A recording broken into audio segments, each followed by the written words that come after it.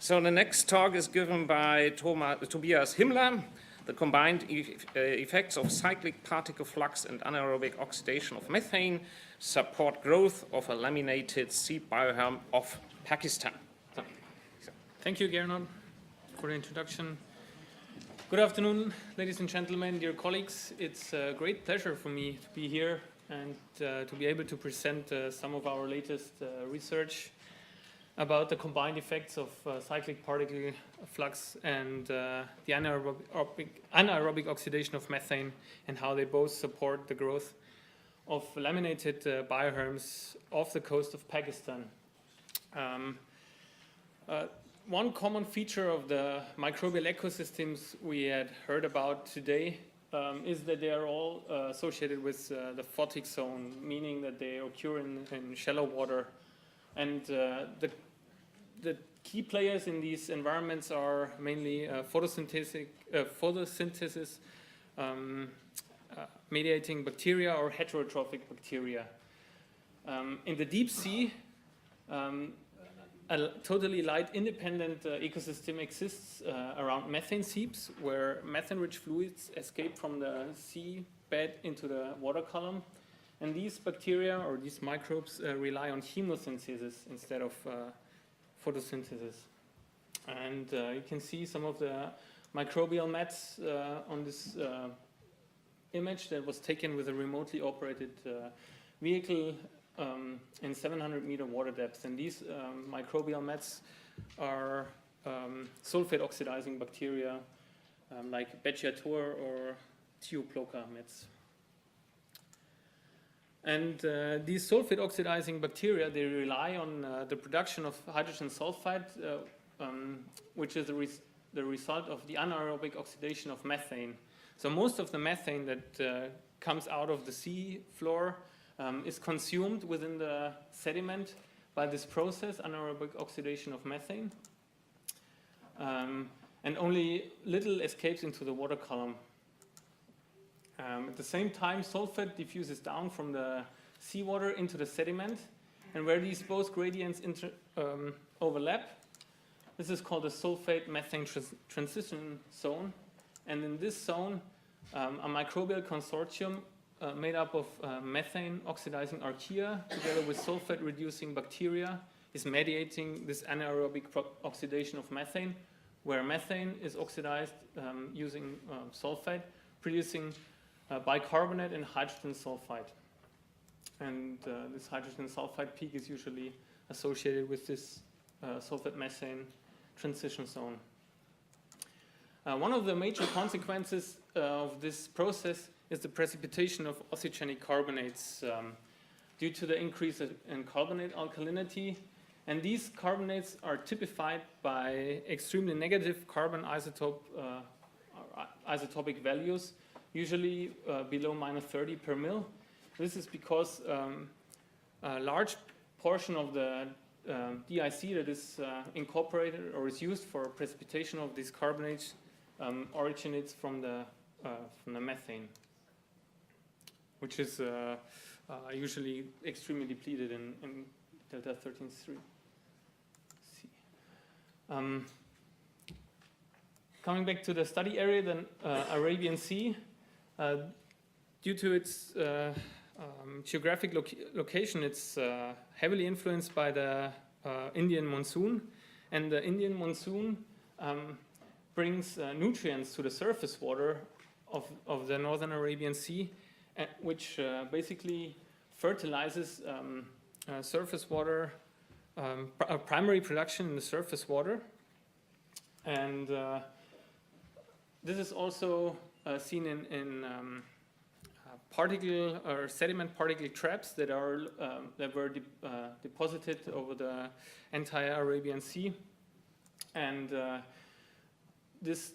biannual monsoon results in peaks in primary production and also peaks in particle flux towards the seabed, and decomposition of these plankton blooms is also maintaining a very broad oxygen minimum zone that stretches out from 100 meter to 1,100 meter water depths. in the northern Arabian Sea, which is one of the biggest oxygen minimum zones today. The geological setting of the study area, which is located here, is characterized by the subduction of the Arabian plate below the Eurasian plate, and this has been going on since the late Miocene, and contemporaneous erosion of the Himalayan orogen has deposited a lot of sediment, forming a huge accretionary wedge. You can see the diameters here, and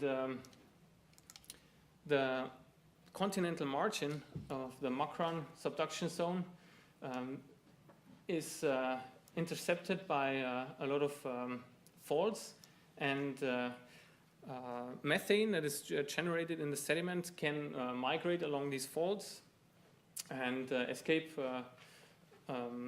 towards the sea, or towards into the bottom water. As I mentioned before, we took a remotely operated vehicle to explore some areas of methane seepage across the continental margin, and I would like to focus on the flare site, or on the site flare 15, which is located in the center of the oxygen minimum zone in about 730 meters water depth. And these the images that I show, they were taken in 2007 during the meteor expedition M74-3. So this is what the seafloor looks like in this area. A lot of, or numerous patches of microbial mats were observed, and from the center of some of these microbial mats, methane bubbles escaped, and they were collected and later analyzed in the labs for its C13, delta 13C composition, and it shows that the methane is of microbial origin, and the oxygen content in this area of the bottom water is extremely low.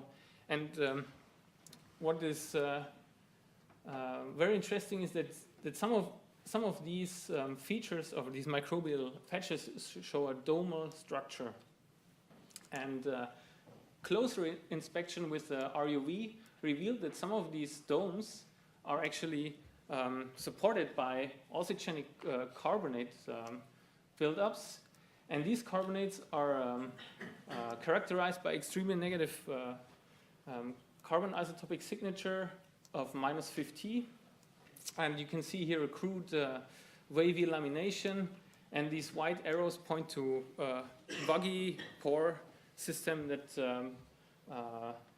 is maintained within these carbonate crusts. After we did after a site survey was done with the RUV, they were just about to ascend, and this was basically at the end of the cruise before they had to head back. They came across a single bioherm on the seafloor, and that was it was decided to sample it. So they bumped into the structure and broke it off with the RUV, and it's almost half a meter in height and almost 20 centimeter in diameter.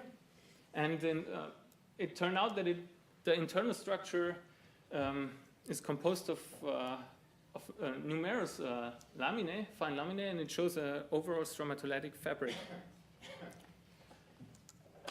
And by looking at this structure, two questions emerged. One was, how did this structure grow on the seabed? And of course, what is the origin of this lamination?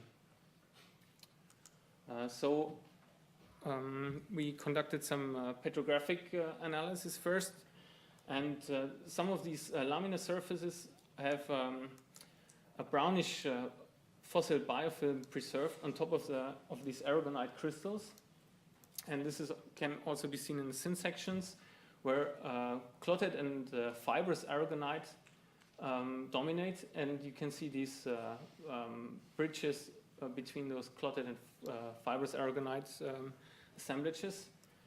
And here is an SEM picture. You can see the aragonite needles sticking out, and on top of the surface of these aragonite needles, there is the fossil biofilm, and on the surface of this biofilm, a huge amount of micro or biological particles were observed, and these coccoliths are typical for a high nutrient assemblage of the surface water, which is indicating that these coccoliths formed during the monsoon season, and then died and settled down to the seabed. We also did uranium dating and some more geochemical investigation using laser ablation. Here you can see a thin section from the top part. This is the thin section that I destroyed the thin section and I used a chunk of this thin section to put it under the laser ablation, and we did some elemental measurements. But first I would like to show you the ages. So we obtained 3 ages for this bioherm. The bottom part is approximately 1,100 years old. The middle part is approximately 140 years old, and the top part is approximately 70 years old. And again, this material is mainly 13C depleted aragonite, and isotopic values confirm that the dominant portion of DIC derived from anaerobic oxidation of methane, or AOM. And these biofilm remains were targeted with the laser ablation system, and these biofilm areas are always enriched in silica, aluminum, titanium, and zirconium, which is indicative of heterogeneous fine particles. So this brings me already to the conclusions, and so the composition of the biofilm surface indicates that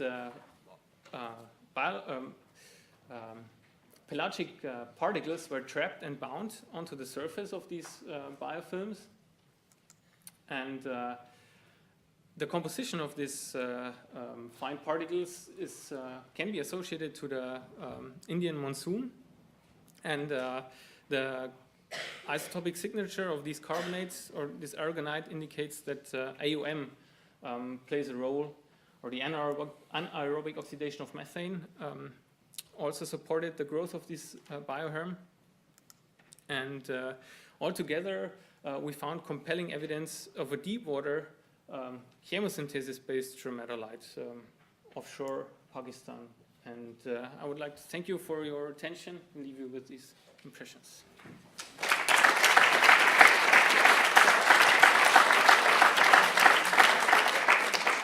Thanks a lot. Any questions? Yeah. Hi, so I noticed that the dates, the uranium thorium dates that you showed in your bioherm seem to indicate that its growth had accelerated quite a lot. Oh yes, yeah. Does that tie in with what you know about productivity in the region over that time period, or climate? That's a good question. I've looked up in the literature a paper that states that the precipitation during the winter monsoon has increased since the past 1,000 years. So that would probably support the growth of the entire bioherm. But the growth, the increase of the growth from the middle part to the top part is probably that the monsoon dynamics play a higher role. So the biannual signal is more preserved in this part, whereas in the bottom part it's a roughly 5-year circle, which is probably not linked to the monsoon activity. What's the nature of the sediment surrounding the... This is hemipelagic sediment. composed of clay minerals and siliciclastic, fine-grained. Are there any cockless, are there any Yeah. fossils in the sediment as well? Yeah, so the sediment has been investigated quite a bit in this region, and they found warped, or this is basically warped sediments. They find an annual lamination, which is also related to the monsoon system. They find dark layers rich in organic material and light layers which are rich in coccoliths.